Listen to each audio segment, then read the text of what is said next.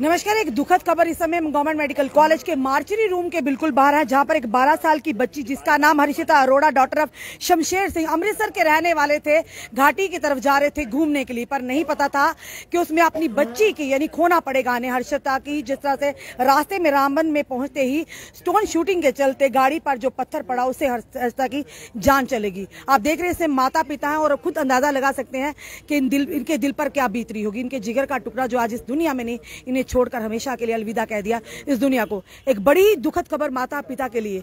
शायद उस घड़ी को कोस रहे होंगे कि जिस घड़ी से घर से बाहर कदम रखा था, और ये नहीं जानते थे इनकी जिगर का टुकड़ा, इनकी जो आने वाले यानी कि समय का बुढ़ापे का सहारा इनकी बच्ची, जिसे देख देख कर ये जीते हैं, आज इस दुनिया में नहीं होगी। बड़े अफसोस की बात है और बड़ी दुख की बात है। ये दुख शायद कोई भी इनका नहीं बांट सके, पर ये जरूर कहेंगे इस दुख में हम पूरी तरह से इनके साथ हैं।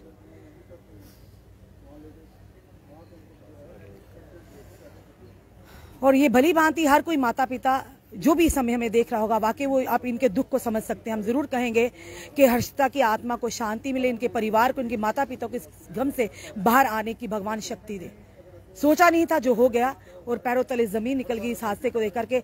ये नहीं पता था कि घूमने के लिए जा रहे अमृतसर से कश्मीर श्रीनगर की तरफ जा रहे थे, पर रास्ते में ही हर्षिता की जान चली गई। चलिए इनसे पिता से बात करें, हम भी समझ सकते हैं इनके दुख को, पर जानना भी जरूरी है। वही बात है, एक दफ़ा भी हो गया सब दो बार कि हम जा रहे थे, घूमने जा रहे थे, तो रास्ते में लैंडस्लाइडिंग की वजह से। पहली बार आप जा रहे थे घूमने? नहीं श्रीनगर मैं तो गया हूँ, बच्चे पहली दफ़ा जा रहे थे, तो रास्ते में लैंडस्लाइडिंग हुई और जो पत्थर है वो सीधा आके गाड़ी पे लगा। जो साइड पे बैठी थी, बच्चा साइड पे बैठा हुआ। गाड़ी में कितने लोग थे?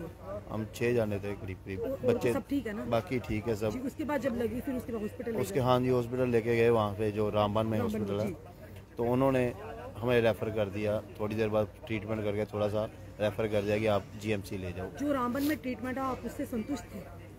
संतुष्ट हमें, देखो जी, डॉक्टर जो काम करेगा उसको पता होगा कि उसने क्या किया है, हमें तो उसकी नॉलेज ही नहीं है ना। जब हम रास्ते में लाया तो उसकी चल रही थी, सांसें चल रही थी, सब चल रही थी। जो रास्ते में आई तो अब यहाँ जब पहुँचे तो डॉक्टर साहब ने उसको बोला कि ये पीछे ही दम तोड़ गई थी।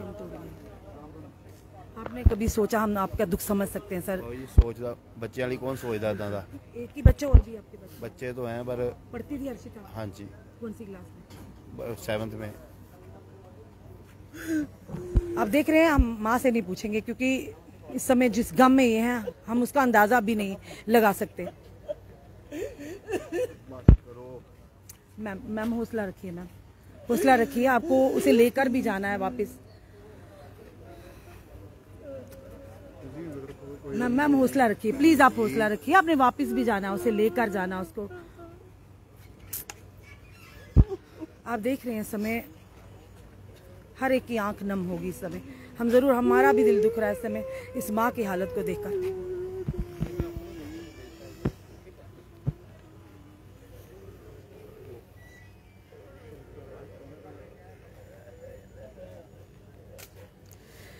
इनका गम कोई भी कम नहीं कर सकता, ना ही बांट सकता, पर एक भैया हमारे साथ है, रोहित जी भी हमारे साथ है। रोहित जी जरा इधर आइए, आप भी आइए।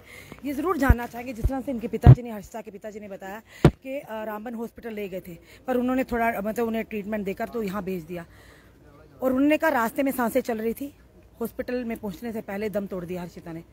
मे भी अगर वहाँ पर पूरी तरह से ट्रीटमेंट मिलता, क्रिटिकल कंडीशन थी हर्षिता की, तो शायद उसकी जान बच सकती। कहाँ पर कमियाँ रही हैं? देखिए, सबसे बड़ी कमी तो इसी में है, जो रेफरल सिस्टम जो किया हुआ है।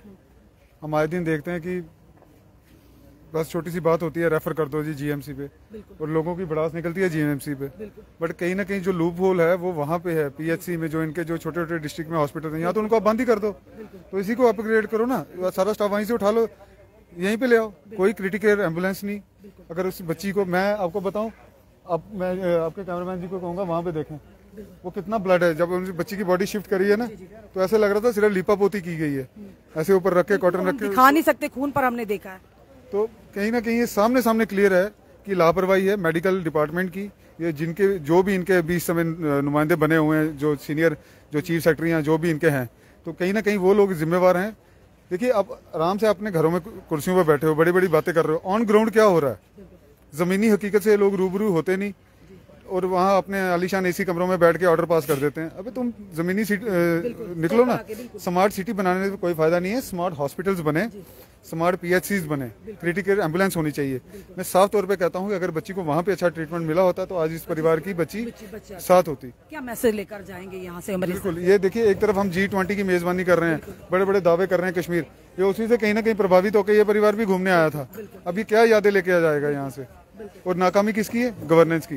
ये गुड गवर्नेंस की बातें करते हैं। मैं तो क्लियर कह रहा हूँ, ऑन ग्राउंड जो है ये टोटल लैप्स है। एलजी मनोज सिन्हा साहब जी को अब काजू किशमिश बादाम छोड़ के एक बार यहाँ के भी दौरे करने चाहिए कि जमीनी हकीकत क्या है।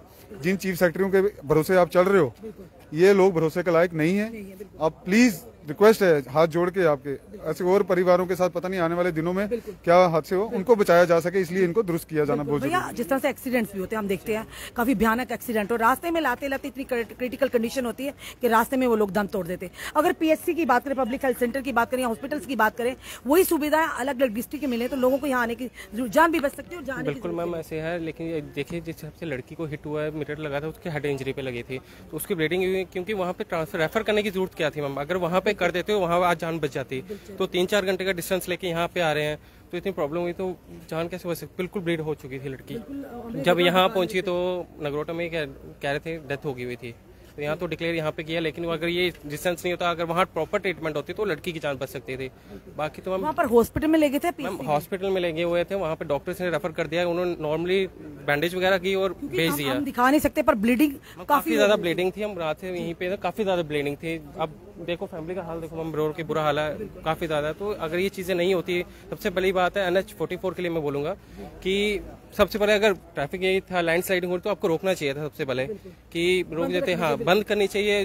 देखें जब वो काम कब पूरा हो जाता है उधर उसके बाद अब जाना चाहिए था, छोड़ना चाहिए था। इसके बीच में ये उनकी फॉल्ट है, तो मैं यही बोलूंगा, रिक्वेस्ट करूंगा कि आज इनकी जान की, छोटी बच्ची की है, नेक्स्ट में किसी और फैमिली के साथ ऐसा ना हो। तो बस मैम एक दुखद समाचार, एक परिवार जो अमृतसर से आया था और घाटी की तरफ घूमने के लिए जा रहे थे, 12 साल की बच्ची भी थी, और परिवार ने अपनी उस बच्ची को खो दिया। और सबसे बड़ा सवालिया निशान ये भी रहता है कि जितने भी अलग अलग पीएचसी सेंटर या पब्लिक हेल्थ सेंटर की बात करें, या हॉस्पिटल से अलग अलग डिस्ट्रिक्ट की बात करें, अगर रामबन की बात करें, भदरवाह, डोडा, पुंछ की बात करें, जब भी कहीं भयानक एक्सीडेंट होते हैं तो उसमें जो गंभीर रूप से जख्मी हुए होते हैं, वहां पर उन्हें फर्दर जो पहला ट्रीटमेंट देकर उन्हें गवर्नमेंट मेडिकल कॉलेज ही क्यों रेफर किया जाता है? अगर वाकई स्वास्थ्य सुविधाएं वहां बेहतर रहती तो शायद आज हर्षिता की जान भी बच जाती। क्योंकि जैसे घर वाले बता रहे हैं कि जब रास्ते में ही हर्षिता की काफी ब्लीडिंग हो चुकी थी, यानी पूरी तरह से ट्रीटमेंट दिया नहीं था, जो भी ड्रेसिंग वगैरह करके उन्हें भेज दिया था गवर्नमेंट मेडिकल। और 3 से 4 घंटे का जो बीच में अरसा रहा, यानी कि जो डिस्टेंस रहा, आप खुद अंदाजा लगाइए कि जिस बच्ची के सिर पर इतनी भयानक चोट लगी हो, क्या वो बच पाती? ये बड़े ही सवालिया निशान और कहीं ना कहीं कमियां बताई जा रही है। और अगर नेशनल 44 हाईवे के ऊपर अगर स्टोन शूटिंग का काम चल रहा था तो क्यों नहीं ट्रैफिक को पूरी तरह से बंद किया गया? आखिर क्यों नहीं रोका गया? क्योंकि ये लापरवाही कहीं ना कहीं है। और साथ ही साथ नेशनल हाईवे अथॉरिटी की, और साथ ही साथ ये भी कहेंगे कि वहां की अगर स्वास्थ्य सुविधाएं ही नहीं हॉस्पिटल्स में या पीएचसी में, तो इन हॉस्पिटल्स को बंद कर देना चाहिए। क्योंकि उसी के चलते लगातार जहां से भी इस तरह की घटनाएं होती है तो सीधा बर्डन पड़ता है गवर्नमेंट मेडिकल कॉलेज जम्मू के ऊपर। फिर खुद सोचिए डॉक्टर्स क्या करेंगे, यहाँ का एडमिनिस्ट्रेशन क्या करेगा? कमियां जहां, उन्हें कमियों को पूरा एलजी महोदय से और कमिश्नर जो हेल्थ है उनसे रिक्वेस्ट करेंगे कि जब आप चाहते हैं अस्पतालों को, जहां भी आप जाते हैं विजिट करने, सफेद चादर जैसा साफ तो कर दिया जाता है, पर उसके बाद क्या? ये कहेंगे अगर हॉस्पिटल्स की बात करें, चाहे वो रामबन की हो, चाहे पुंछ की हो, राजौरी की हो, या PHC centre, public health centre की बात करें, क्या कभी आपने जानने का प्रयास किया कि वहां पर वो सारी सुविधाएं हैं? क्या आपातकाल अगर इमरजेंसी हो कभी किसी पेशेंट के साथ, तो उन्हें जम्मू के बजाय वहीं पर ट्रीटमेंट दिया जाए ताकि उनकी जान बच जाए?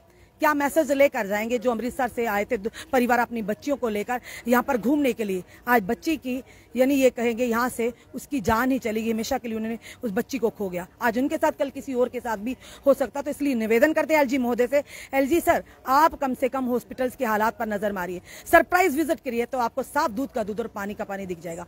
आपका क्या कहना है इस वीडियो को देखकर? अपने कमेंट, अपने सुझाव हमें जरूर दीजिए। इस वीडियो को जितना हो सके शेयर कीजिए। जुड़े रहिए हमारे साथ। अगले अपडेट को ले जाते थे जरूर कहेंगे ओम शांति। भगवान हर्षिता की आत्मा को शांति दे, उसके परिवार को इस गम से उभरने की शक्ति दे।